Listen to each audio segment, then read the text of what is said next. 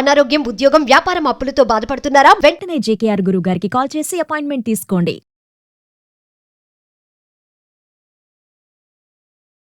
నమస్తే, welcome to Suman TV. ప్రస్తుతం మనతో పాటు స్టూడియోలో కేరళ జ్యోతిష శాస్త్ర నిపుణులు, law of attraction coach, money coach and life skills coach అయిన బ్రహ్మశ్రీ డాక్టర్ జేకేఆర్ గురువు గారు ఉన్నారు.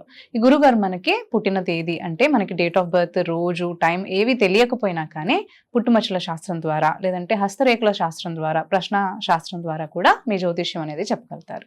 అయితే ఈ గురుగారితో ఈ రోజు కొన్ని విషయాలు మనం అడిగి తెలుసుకుందాం. గురుగారు నమస్కారం అండి. నమస్కారం అమ్మా. గురుగారు, తల్లి, ప్రతి ఒక్కరికి, ప్రతి ఏ మానవుడికైనా ఒక కామన్ సమస్య ప్రతిసారి ఉంటుంది. అది చిన్నదైనా పెద్దదైనా. అదేంటంటే మెయిన్ గా అప్పులు. అవును. ఏదో ఒక అవసరానికి, అంటే ఇల్లు కొనడానికో లేదంటే కెరియర్ కో లేదంటే ఏదో ఒక అవసరానికి కంపల్సరీ ఏదో ఒక టైంలో అప్పు తీర్చుకునే ఉంటాడు ఆ అబ్బాయి. అది కానీ దాన్ని మనం తీర్చాలంటే కొన్నిసార్లు తీర్చగలుగుతారు కొంతమంది, కొన్నిసార్లు ఏంటంటే అసలు అది ఎంత తీర్చాలని ప్రయత్నించినా కానీ తీరకుండా అలాగే ఇంకా ఇంకా అప్పుల్లోకి వెళ్ళిపోతూ ఉంటారు. అవునమ్మా. అయితే ఈ సమస్యకి మనకి లా ఆఫ్ అట్రాక్షన్ ద్వారా ఏమైనా రెమెడీ ఉందంటారు? అసలు మంచి క్వశ్చన్ తల్లి.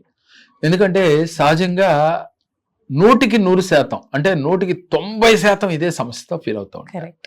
అయితే నేను ఆ పదాన్ని కూడా పలకటానికి ఇష్టపడను. ముందు కూడా చెప్పారు మీరు, గతంలో కూడా చెప్పారు. ఆ పదం పలికితే అది పెద్ద పాపము అంటాను నేను. ఎందుకని? అప్పు చేయటం కూడా పాపమే అంటాను నేను. ఆ ఫీల్ తో ఉండాలన్నాను. అప్పు చేయడం పాపం అంటే దాని నా ఉద్దేశం ఏంటంటే ఆ ఫీలింగ్ మీలో ఉండాలి. అప్పు అంటే ఒక భయంకరంగా చేయటం పాపము అనే ఫీల్ మీలో ఎప్పుడైతే వచ్చిందో అప్పు చేయాలని థాట్ కూడా మీకు రాదు. నాయనా ఈ పదం వాడితే నీకు అరిష్టము అని ఎవరన్నా చెబితే ఆ పదం వాడలేం కదా మనం. అందుకని నేను అంత ఘాటుగా చెప్తున్నాను. అప్పులు జరిగిపోయిన బాధపడే కన్నా జీవితంలో ఇంకా చేయకూడదు, చేయకుండా ఉండాలి అంటే ఏం చేయాలో ఇప్పుడు ఈ వీడియోలో మనం చెప్పబోతున్నాం. మనిషి అప్పులకు కారణం ఏంటో తెలుసమ్మా? తనకు వచ్చిన దాంట్లో సరిపెట్టుకోకుండా ఎక్కువగా ఖర్చు చేయటం. 2 అనవసరపు ఖర్చులు పూర్వజన్మ కర్మల చేత మనకి వచ్చి మన అప్పు చేసేటట్టు చేయటం అప్పులు రావడానికి కారణం. రెండవది, ఇవాళ సాఫ్ట్వేర్ ఉద్యోగాలు ఉన్నాయి, వాళ్ళకి 1 లక్ష, 2 లక్షలు, 3 లక్షల జీతం వస్తుంది. కానీ గొప్పకి పోయి వాళ్ళు ఎక్కువగా ఖర్చు పెట్టడం, రిచ్ గా జీవితాన్ని జీవించడం, దానివల్ల లోన్లు ఎక్కువ తీసుకోవటం, ఈఎంఐలు కట్టడం, దానివల్ల వడ్డీల రూపంలో కొంత డబ్బు అంతా పోవటం, నెల చివరిలోకి వచ్చేసరికి బ్యాలెన్స్ చూసుకుంటే నిల్ బ్యాలెన్స్ లో ఉండటం, దానివల్ల ఒత్తిడికి గురవటం, ఆ క్షణాన జీవితం అంటే విరక్తి కలగటం. వాళ్ళు ఎన్ని చూస్తున్నావురా? టీవీ పెడితే చాలు ఏదో లోన్ తీసుకున్నాడంట, కట్టలేక ప్రాణం తీసుకున్నా. అది వినటానికి ఎంత బాధాకరంగా ఉందమ్మా. ఆ పదమే చాలా బాధగా ఉంది కదా. అందుకే నేను ప్రేక్షకులకి చెప్పేది ఏంటంటే అసలు అప్పు చేయటమే ఒక మహాపాపంగా ఫీల్ అవ్వండి. తప్పనిసరి పరిస్థితుల్లో చేయాలమ్మా. అంటే జీవితం నడవాలి అంటే ఇప్పుడు నాకంటే అన్ని ఉన్నాయి కాబట్టి ఆ పదం నేను చెప్పినా సరిపోతుంది. మరి మిడిల్ క్లాస్ లో ఉన్న వాళ్ళకి అప్పు చేయకుండా జరగదు. చెయ్యాలి, నేను కాదంటలేదు. కానీ మీ భావన ఎంతసేపు కూడా రేపు కూడా అవసరమైతే అప్పిచ్చేవాడు ఉన్నాళ్ళు అక్కడ దొరుకుతుందిలే అనే భావన తీసేయాలి. నేను ఇక అప్పు చేయకూడదు, లక్ష్మీదేవి నన్ను ఆకర్షిస్తుంది, ధనాన్ని నేను ఆకర్షిస్తాను, ఎప్పుడు డబ్బు నాతోనే ఉంటుంది అని భావన ఉండాలి. ఈ భావనతో పాటుగా డబ్బు పట్ల మీకు కృతజ్ఞత కలిగి ఉండాలి. ఏ జన్మలో ఏ పాపం చేశామో అంటే ఏ కర్మ చేశామో దానివల్ల మనకి లక్ష్మీదేవి రావటం లేదు, కొంతమందికి వచ్చినా నిలవటం లేదు, మరికొంతమందికి తెలియకుండా డబ్బు అనేది అనవసరపు ఖర్చులు అయిపోతా ఎప్పుడూ అప్పుల ఊబిలో ఉండిపోతున్నారు. ఈ సత్యం గ్రహించి అప్పు పట్ల మీకు ప్రేమని పెంచుకోవాలి. ఎప్పుడైతే చూడమ్మా, ఇంటికి వచ్చిన గెస్ట్ ని ప్రేమగా పలకరిస్తే ఆ గెస్ట్ ఇంకొక కాసేపు 1 గంట అయినా కూర్చుంటాడు. వచ్చినోడితో మాట్లాడకుండా కూర్చున్నాం అనుకోరా, మొహం సీరియస్ గా పెట్టి కూర్చున్నాం, అప్పుడు ఆ గెస్ట్ ఎంతసేపు ఉంటాడమ్మా? 1-2 seconds లో చూసి వెళ్ళిపోతాడు. ఇంకోసారి రాను కూడా రాడు. అట్లాగే డబ్బును మనం ఎప్పుడైతే గౌరవిస్తూ ప్రేమిస్తూ ఒక రకంగా లాలిస్తూ ప్రేమగా గుండెలు కత్తుకుని మీరు ఉంటారో ధనలక్ష్మి మన ఇంట త్రిష్ట వేసుకొని కూర్చుంటుందమ్మా. ప్రేమ ఉన్న చోట మనుషులే కాదురా, జంతువులే కాదమ్మా, డబ్బు కూడా కట్టుబడి ఉంటుంది. నీలో ఆ ప్రేమతత్వం నిండిన నాడు, పరులని నువ్వు దూషించని నాడు, ఎప్పుడైతే ఎదుటి వారిపైన ఈర్ష్య పడని నాడు, ఎదుటి వ్యక్తి పైన నీకు ద్వేషం లేని నాడు, డబ్బు మీ ఇంట త్రిష్ట వేసుకుని కూర్చుంటుంది, వాలలాడుతూ ఉంటుంది. బీరువా తీస్తే డబ్బులు కట్టలు కనపడాలి అంటే మీరు చేస్తున్న వృత్తి ఉద్యోగాలలో మీరు ఊహించిన ధనం రావాలి అంటే ముందు మీకు ప్రేమతత్వం రావాలి, గౌరవించటం రావాలి. మీ పితృదేవతల్ని ప్రతినిత్యము గౌరవిస్తూ ఉండాలి. ఏ ఇంట్లో అయితే పితృదేవతల్ని గౌరవించారో మీ జీవితంలో ఆర్థికంగా ఎదగలేరు, మనశ్శాంతి ఉండదు. ఈ అప్పులు రావటానికి గల కారణం ఇది. అయితే చాలా మంది అనుకుంటారు పితృదేవతలు ఏంటి సార్, వాళ్ళ వల్ల ఏమొస్తుంది అని అంటే వాళ్ళ ఆత్మలు ఘోషిస్తూ ఉంటాయి అంటమ్మా. ఎందుకంటే పైనుంచి ఆత్మ ఘోషిస్తడం అంటే బాధపడుతూ ఉంటాయి. ఎప్పుడైతే బాధపడుతూ ఉంటాయో ఆ ఇంటికి శుభం కలగదు.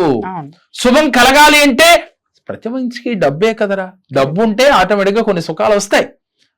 వీడి దగ్గర లేకపోయినా కొనుక్కుని తెచ్చుకునే పరిస్థితులు కూడా ఉంటాయి, ఆనందాన్ని. అదే విధంగా అలాంటి డబ్బు రావాలన్నా, ఆనందం రావాలన్నా, ఆరోగ్యం రావాలన్నా ఇంటి పెద్దలు ఆత్మ ప్రశాంతంగా ఉండాలి. అవును, చాలాసార్లు విన్నాను. అంటే దేవుడు ఆశీర్వదించినా కానీ మధ్యలో వీళ్ళు స్టాప్ చేస్తే అసలు ఆ ఆశీర్వాదం కూడా రీచ్ అవ్వదు అంటారమ్మా. కానీ నేటి కాలంలో ఏమైపోయిందో తెలుసా తల్లి, చనిపోయిన సంవత్సరం తర్వాత వాళ్ళ చూసే పరిస్థితి లేదు. కొంతమంది ఇంట్లో వాళ్ళ ఫోటోలు కూడా పెట్టరు. నేనే ఉంటానమ్మా, ఫోటో పెట్టమని పర్లేదురా తల్లి.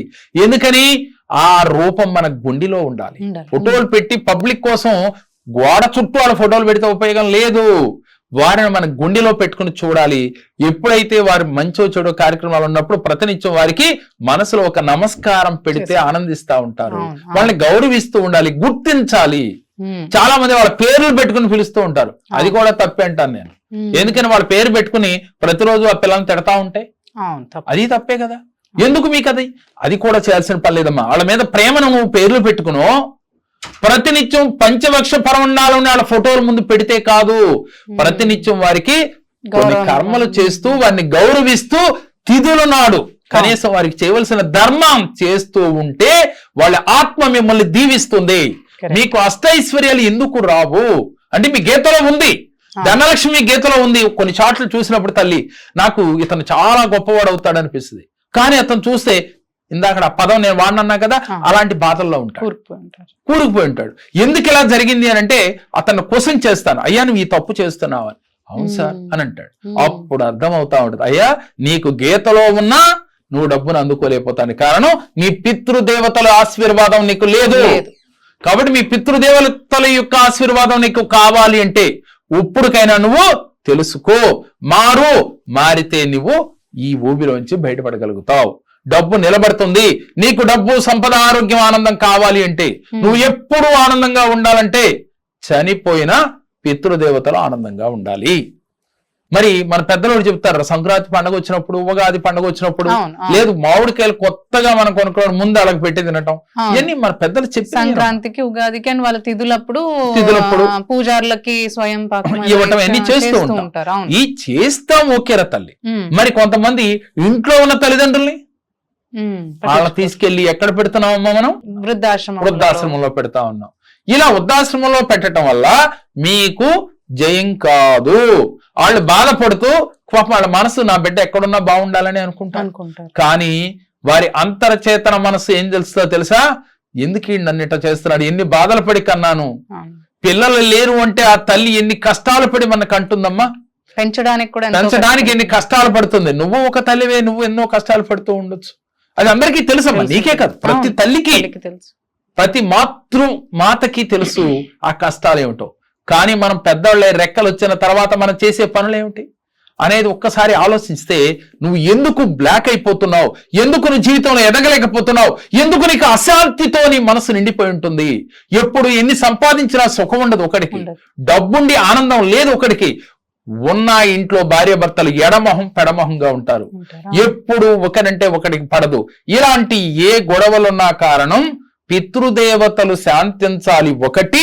రెండవది ఇంట్లో ఫోర్ ఫాదర్స్, మన పెద్దలు అంటే తల్లి తండ్రి, వారు జీవించి ఉన్నవారు హ్యాపీగా ఉన్నారా లేదా అని చూసుకోవటం కూడా ఒకటి. అంటే ఇప్పుడు ఈ పెద్దలకి చేయాలి అని అంటే ఏమన్నా రెమెడీస్ ఉన్నాయంటారా? రైట్.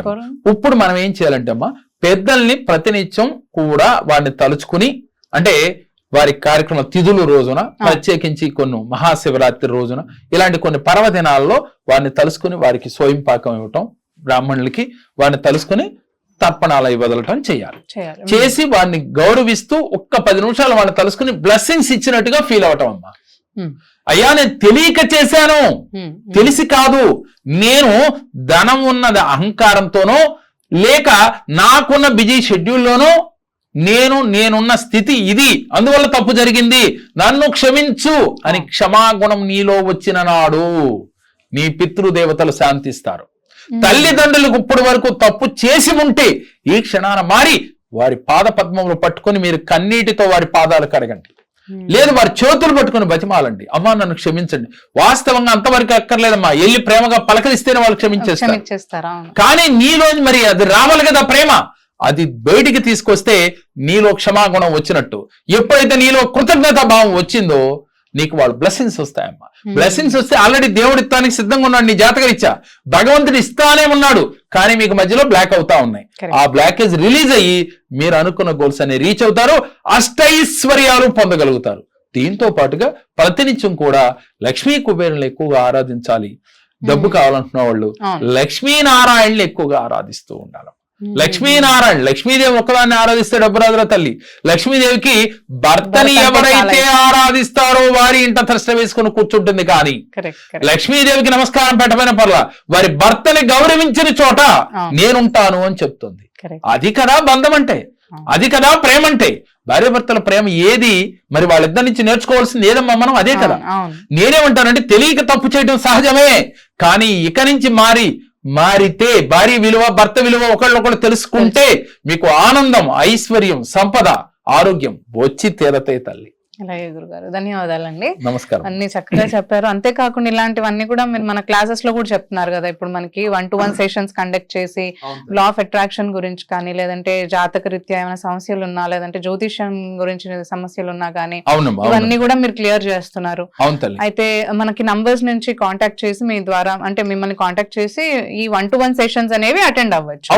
అంతేకాకుండా మనకి ఎవ్రీ మంత్ కూడా క్లాసెస్ కూడా రన్ చేస్తున్నాం, ప్రతి నెలలో జరుగుతా ఉన్నాయి. ఆ క్లాసెస్ కూడా మనకేంటి వెబినార్స్ అంటే ఆన్లైన్ క్లాసెస్ రన్ చేస్తున్నాం. అండ్ 1-to-1 సెషన్స్ అయితే ఆన్లైన్ ఆఫ్లైన్ రెండు కూడా చేస్తున్నాం. ఇందులో ఎక్కువగా మనకి ఇలాంటివే చాలా సమస్యల గురించి మీరు డిస్కస్ చేయడం అండ్ వాళ్ళకి టెక్నిక్స్ కూడా చెప్పడం జరుగుతుందమ్మా. ఏం లేదురా, వీటిలో వాళ్ళు గనక నమ్మకంతో వస్తే వాళ్ళ సమస్య ఏదైనా సరే, నేనేమంటానంటే అమ్మా, సమస్య లేని మనిషి లేడురా.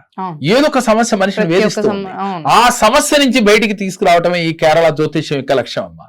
అంటే నా మోటో ఒకటేరా తల్లి, అందరూ ఆనందంగా ఉండాలి, అందరూ ఐశ్వర్యంతో ఉండాలి, అందరూ హ్యాపీగా ఉండాలి, కుటుంబ సమేతంగా కలిసి ఆనందంగా గడపాలమ్మా. ఇవాళ డబ్బు ఉండటమే కాదురా, డబ్బు కావాలి, డబ్బుతో పాటుగా కుటుంబ సభ్యులు అందరూ ఆనందంగా హ్యాపీగా వర్ధిల్లాలి. ఈ మోటోతోనే కేరళ జ్యోతిషాన్ని స్థాపించడం జరిగిందిరా. ఎంతో మంది జీవితాల్లో అలాంటి వెలుగులు ఇస్తూ ఉన్నాం, వీడియోలు చూపిస్తూ ఉన్నాం. ధన్యవాదాలు. నమస్కారం అండి. నేను మధురానగర్ నుంచి వచ్చానండి. నా పేరు అరుణ అండి. బాబు గురించి వచ్చానండి, నేను వీసా గురించి వచ్చానండి. 10 మెంబర్స్ ముందు ఉన్నారండి, బాబు కన్నా ముందు అందరు రిజెక్ట్ అయ్యారండి. మా బాబుకి వీసా వచ్చిందండి. సార్ 100% వస్తుందని చెప్పారండి, ఖచ్చితంగా వచ్చిందండి. బాబుకి చాలా ఆనందం వేసిందండి నాకు. మళ్ళీ సెకండ్ టైం కూడా వచ్చానండి ఆర్థిక సమస్య గురించి. అది మనీ, గవర్నమెంట్ మనీ ఆగిపోయినాయి అని వచ్చాము మా హస్బెండ్ నేను ఇద్దరము. ఖచ్చితంగా సార్ చెప్పినట్టు మాకు వచ్చినాయండి, చాలా ఆనందం వేసిందండి.